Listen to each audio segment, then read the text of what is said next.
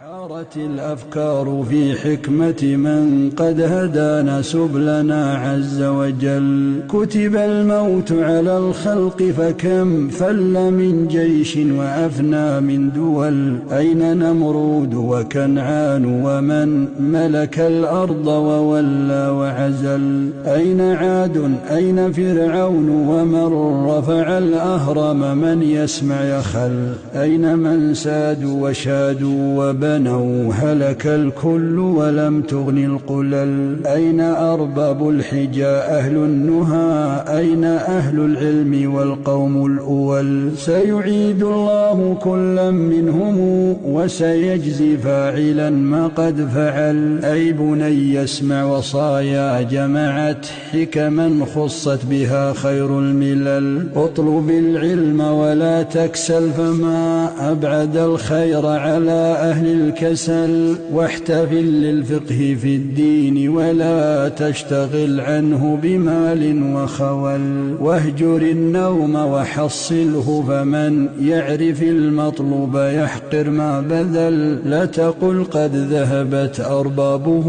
كل من سار على الدرب وصل.